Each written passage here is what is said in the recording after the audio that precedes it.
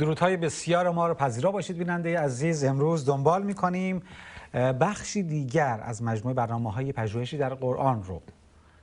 خوشحالیم که بار دیگه مهمان برنامه ما دکتر ساسان توسلی اینجا هستند. واقعا خوشحالیم دکتر. مرسی. من خواهش می‌کنم کشیش مدبر داریم صحبتامون رو ادامه میدیم درباره مشکلات تاریخی و منابع داستان‌های قرآن.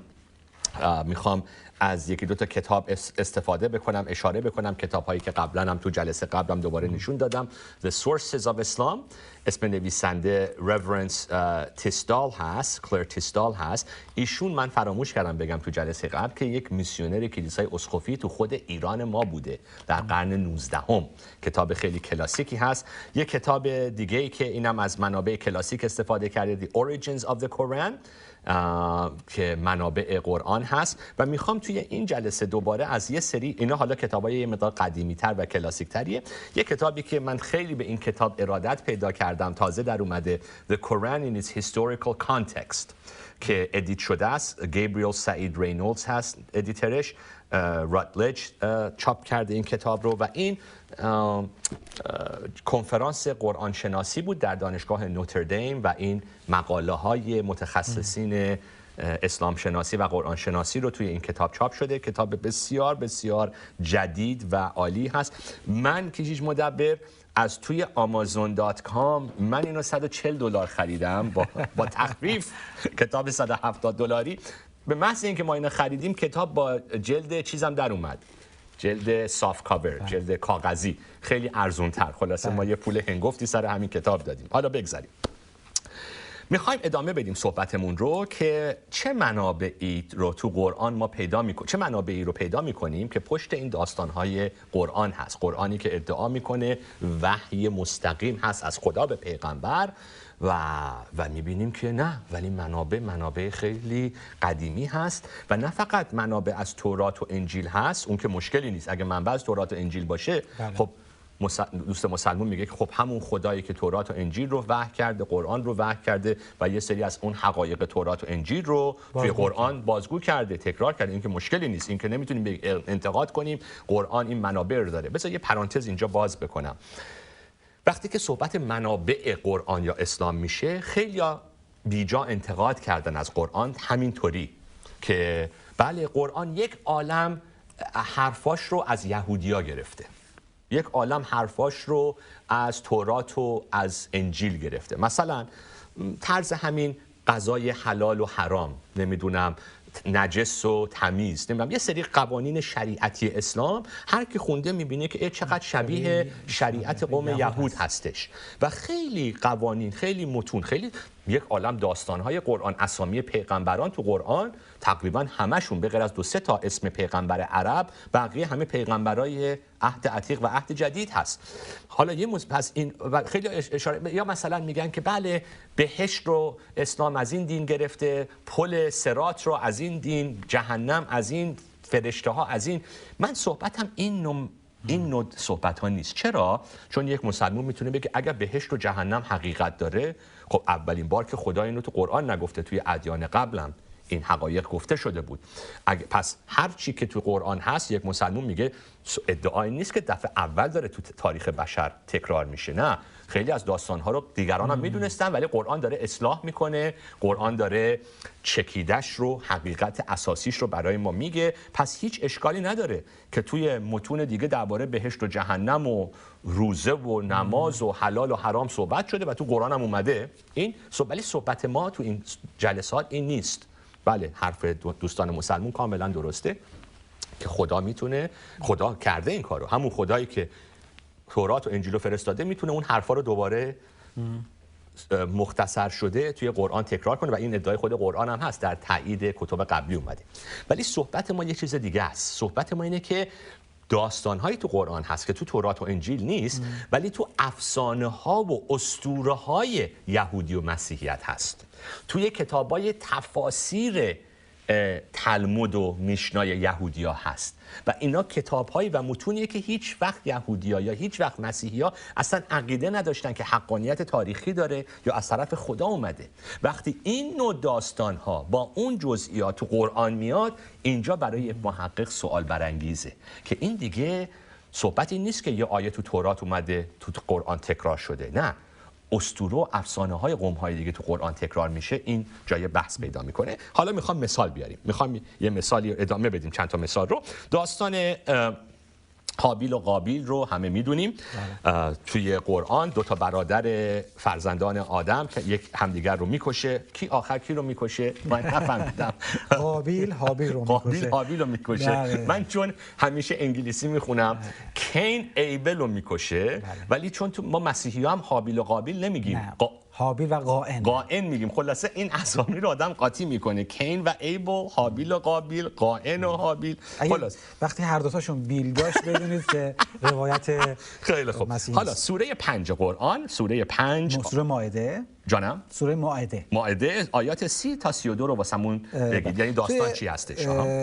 روایتی که این ترجمه از آیه 27 شروع میشه. اوکی. 27 تا 31 میتونیم این رو ببینیم که وقتی آدم و حوا صاحب فرزند شدن، دو پسر هابیل و قابیل، هر دوشون یک روزی که قربانی به حضور خدا می‌بردن، به دلیلی قربانی قابیل پذیرفته نشد. او خشمگین شد، با برادرش بحث کرد، او رو کشت و وقتی بسیار ترسیده بود به تقلید از یک کلاغ برادرش رو دفن کرد.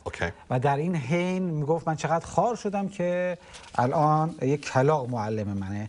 از آیات 27 تا 31 در سوره مائده. این داستانی که این برادری که برادرش رو میکشه نمیدونه با این جسد چی کار بکنه، بعد میبینه یک کلاغ اومده طرز دفن کردن رو یاد میده و از کلاغ رو یاد میگیره. خب این توی تورات نیست، این توی کتاب پیدایش ما نیستش. این داستان از کجا اومده؟ خب یه مسلمان میتونه بگه خب تو تورات شما نیست. حقیقتش رو ولی خدا در قرآن به ما آشکار کرده حقیقت این داستان. بله این میتونه ادعای درستی باشه، ولی وقتی میبینی که این داستان ما یه جا دیگه شنیدیم تو منابع، چه منابعی هستش؟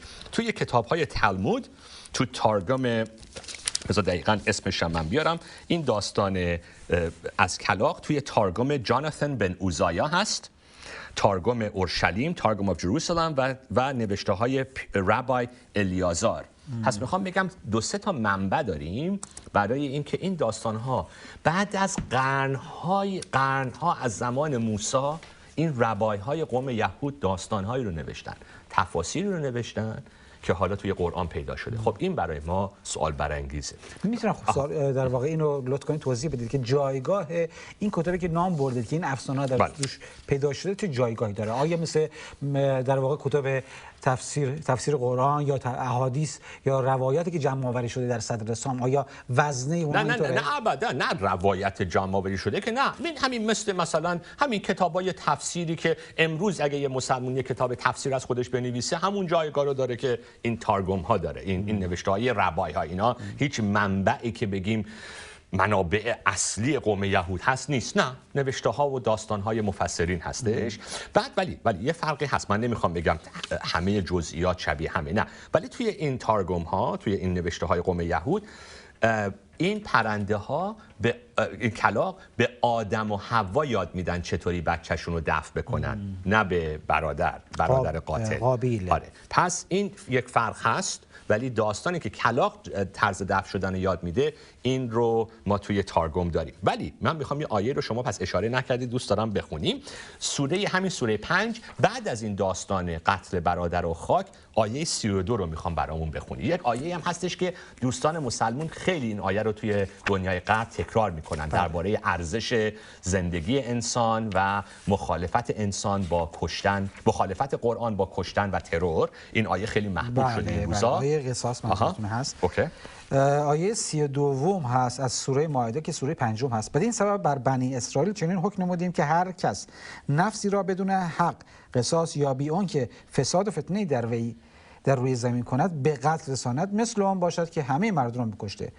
و هر که نفسی را حیات بخشد از مرگ نجات دهد، در توضیح ترجمه، مثل آن است که همه مردم را حیات بخشیده که یک تن، این در پرانتز از توضیح آیه است که یک تن منشای حیات خلقی تواند شد و هر آینه رسولان ما به سوی خلق با ادله و معجزات آمدند. اوکی. پس حالا اینی که دوباره اینم توی همین کتاب‌های تارگوم و تلمود هستش، همین داستان که اینطوری اینو من دارم از کتاب همین کلر تیستال سورس آف اسلام میگم، من فقط دارم دیگه خلاصه میکنم اینجا صحبتو.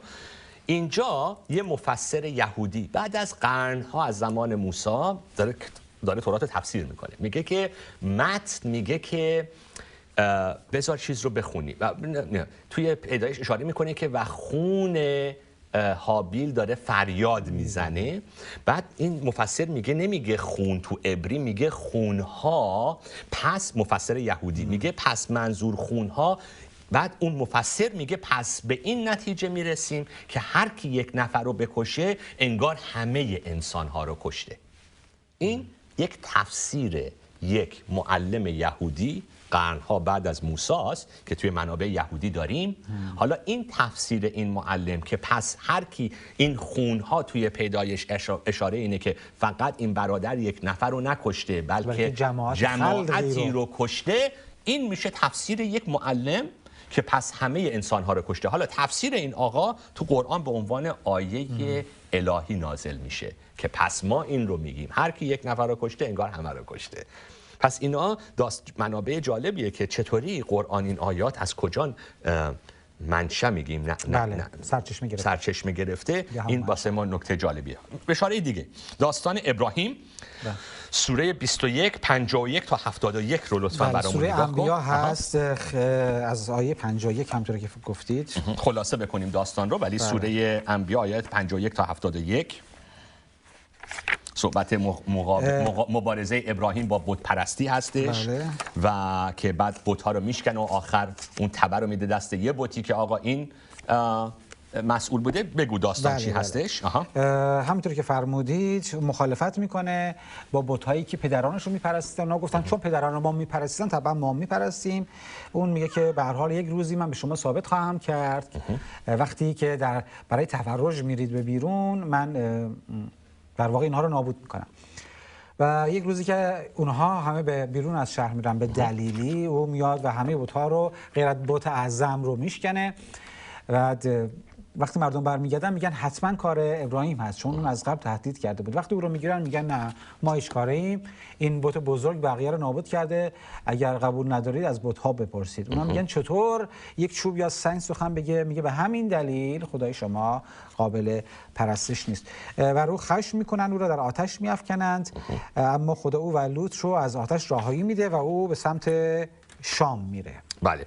و این چندین بار این داستان تکرار میشه در جاهای مختلف که پس این دو تا نکته، هم این که بت‌ها رو نابود میکنه ابراهیم و هم اون رو به آتش میندازن.